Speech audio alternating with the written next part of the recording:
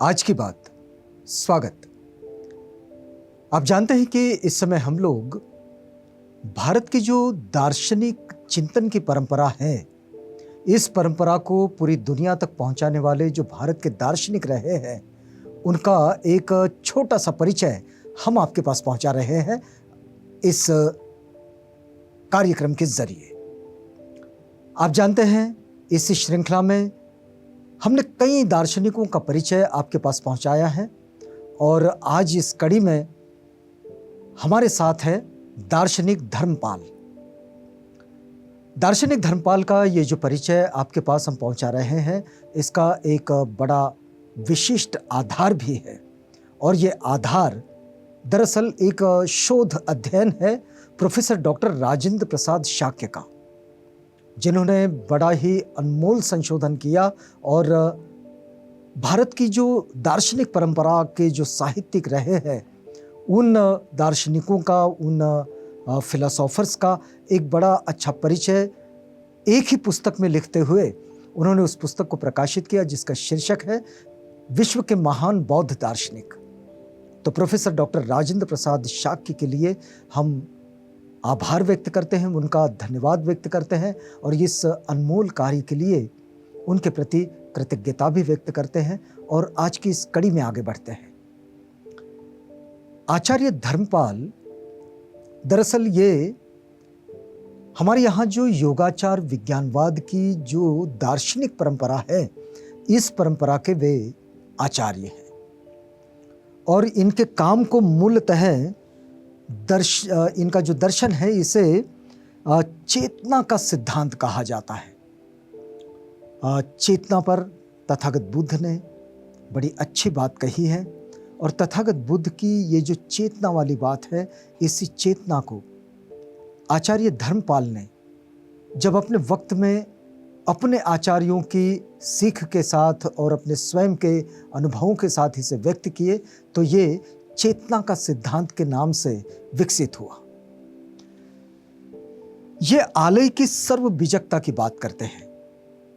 आचार्य धर्मपाल सब बीजों को प्रकृतिस्थ मानते हैं और उनका यह मत है कि शास्त्रों और अनास्त्रों बीज अंशतः प्रकृतिस्थ होते हैं और अंशतः कर्मों की वासना से यह भाषित विज्ञान है। पहले बीज प्रकृतिस्थ और दूसरे भावना में कहलाते हैं। तो इस तरह से वे अपनी बात को आगे बढ़ाते हैं।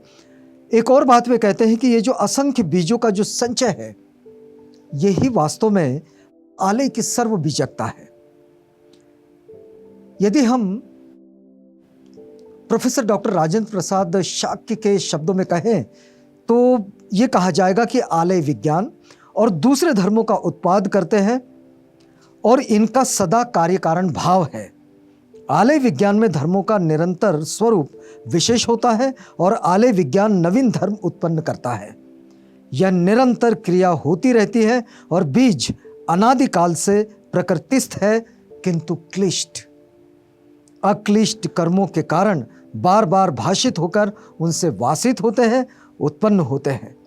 यदि हम इसे इन सारी बातों को अगर संक्षेप में कहें तो ये कहना होगा कि द्रव्य सत्य एक शक्ति है जो निरंतर जीवन की सृष्टि करती है और इस सृष्टि से अपना विकास भी करती है।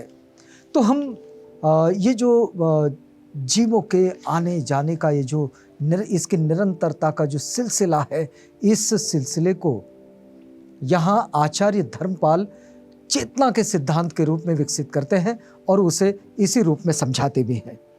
अब देखिए, मूल विज्ञान पर कुछ बात कहते हैं आचार्य धर्मपाल।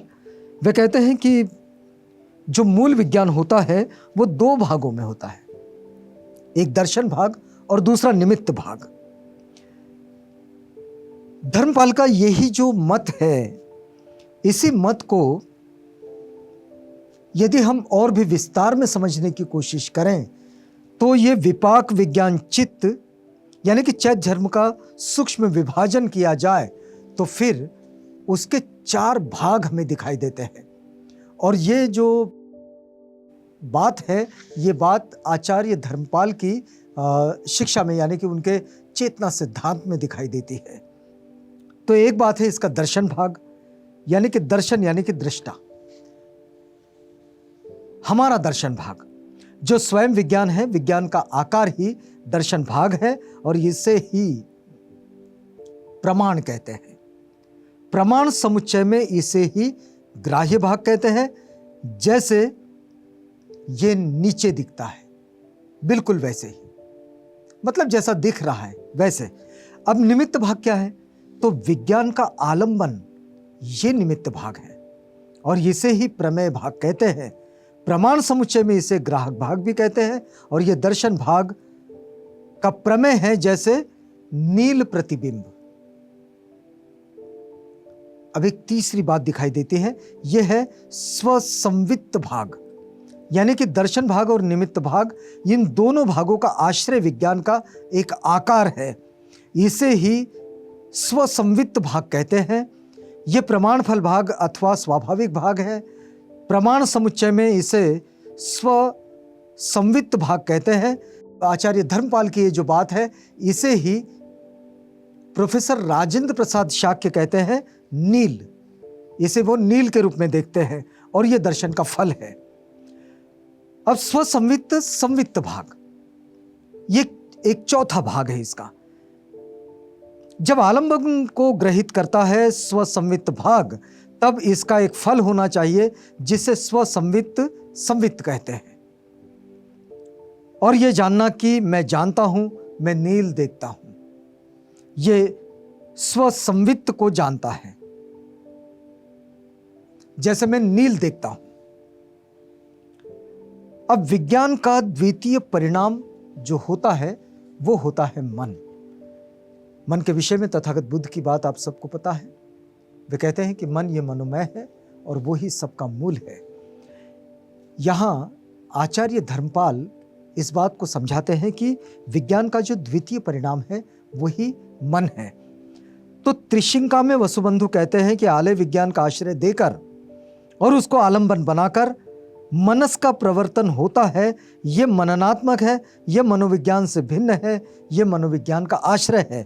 प्राचीन बौद्ध मत में 6 विज्ञान माने गए हैं, जैसे कि चक्षु विज्ञान आदि, पंच विज्ञान का और मनोविज्ञान जो इंद्रियों के द्वारा प्राप्त और अतीत आदि धर्म का ग्रहण करता है। मनस मनोविज्ञान से भिन्न है। मनस और मनोविज्ञान, इन दोनों में अंतर है।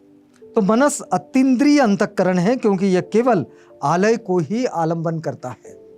यानी आचार्य धर्मपाल अपनी बात को जो समझाते सिखाते हैं, तो उसमें वे ये बात कहते हैं कि धर्मपाल के अनुसार मनस का आश्रय जो है वो संभूत अष्टम विज्ञान के बीज दोनों हैं। यद्यपि यह अभ्युच्छिन्न है, तथापि यह विकारी भी है और इसलिए इसे प्रवृत्ति विज्ञान कहते हैं। धर्मपाल के मत में 5 विज्ञानों के 4 सहभू आश्रय है और पंच इंद्रिय मनोविज्ञान सप्तम षष्टम विज्ञान इंद्रिय पंच विज्ञान के सम विषय आश्रय है, क्योंकि यह उन्हीं विषयों का ग्रहण करते हैं। तो मनस का आलंबन क्या है? और इस आलंबन को आचार्य धर्मपाल बताते हैं। यदि उसका निष्कर्ष हम देखें तो वो ये है कि विज्ञानवाद के मूल में अद्वैतवाद था जो आत्मवाद की ओर झुकता है, और आलय विज्ञान में एक दर्शन भाग को मुख्यतः विशिष्ट करना, यही भाग, यही आकार मनस का आलंबन है। यानी कि मनस का आलंबन केवल दर्शन भाग है। अब देखिएगा कि अब आचार्य धर्मपाल की इसी बात को हम समझने का प्रयास करें तो मनस के संप्रयोग जो है उनको समझना बड़ा ज़रूरी बन जाता है। तो ये इनके दार्शनिक चिंतन में आता है। मनस सदाचार क्लेशों से संप्रयुक्त रहता है और 4 मूल क्लेश इस प्रकार है, इसमें वो हमेशा बना रहता है। एक तो आत्ममोह, यानी कि यह अविद्या का दूसरा नाम है। यह आत्मा के विषय में मोह उत्पन्न करता है। एक दूसरा दोष, दूसरा क्लेश आत्मदृष्टि, यह आत्मग्राह है जिससे पुद्गल अनाप्त धर्मों में आत्मवत ग्रहण करता है। तीसरा आता है आत्ममान, यह गर्व है जो कल्पित का आश्रय लेकर चित्त की उन्नति करता है। और चौथा होता है आत्मस्नेह। यह आत्म प्रेम है जो भीतरी की ओर उत्पन्न होता है। तो धर्मपाल के अनुसार सर्वक्लिष्ट चित्त 8 उपक्लेशों से संप्रयुक्त होता है। अंतः मन स्पर्श आदि इंद्रिय 4 मूल क्लेश, 8 उपक्लेश और 1 प्रज्ञा से युक्त होता है। तो मनस की जो स्थिति है वो ये है। और इसे अगर हम षड विज्ञान और अक्लिष्ट मनस को अगर समझना चाहें, या जैसा कि उल्लेख आचार्य धर्मपाल करते हैं, तो जब मन क्लिष्ट नहीं रहता तब ये अपने स्वभाव में अवस्थान करता है। सप्तम विज्ञान की परावृत्ति से समता ज्ञान की प्राप्ति होती है। ये अक्लिष्ट मनस है। और षड विज्ञान क्या है? तो विज्ञान का वृत्तीय परिणाम षड विज्ञान है।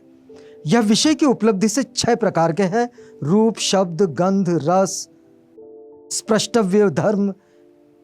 इनकी उपलब्धि ही विज्ञान कहलाती है। और ये विज्ञान कुशल, अकुशल, अव्याकृत होते हैं। अब इसकी विज्ञप्ति मात्रता को अगर समझाया जाए तो आचार्य धर्मपाल इसे कहते हैं कि विज्ञानवाद सिद्धांत में विज्ञान की विज्ञप्ति ही सब कुछ है। वे ये भी कहते हैं कि दर्शन भाग एवं निमित्त भाग के आभास में विज्ञान का परिणाम होता है। और इसलिए फिर वे विज्ञान की 8 मिथ्या संज्ञाएं भी बताते हैं। और वे कहते हैं कि वासना बल से चित्त चैत्य 2 भागों में परिणत होते हैं। ये परिणत भाग हेतु प्रत्यय वश उत्पन्न होते हैं और स्वसंवित्त भाग के सदृश परतंत्र है। किंतु ये 8 प्रकार की मिथ्या संज्ञाओं को, यानी कि 8 प्रकार की मिथ्या रूपों को ग्रहण करता है, जिसमें कि आप कह सकते हैं विकल्प, सद्धर्म, अभाव, तादात्म्य, भेद, भाव अभाव, भेदा भेद, न भाव न अभाव, न अभेद न भेद। ये मिथ्या संज्ञाएं जो है ये बीज रूप में आलय विज्ञान से प्रसूत है, जो कि इदम सर्वम विज्ञप्ति मात्रकम वसुबंधु का प्रत्यय है। और इनकी ये संज्ञा इसलिए है क्योंकि शास्त्र विज्ञान तत्व का साक्षात्कार नहीं करता। शास्त्र विज्ञान तत्व का साक्षात्कार नहीं करता, ये जो इनकी बात है, बस यहीं से बुद्ध सूत्र की एक बात आपको बताते हैं कि बुद्ध भूमि सूत्र में यह कहा गया है कि बुद्ध ज्ञान यानी कि आदर्श ज्ञान काय भूमि आदि विविध प्रतिबिंबों में अवभासित होता है।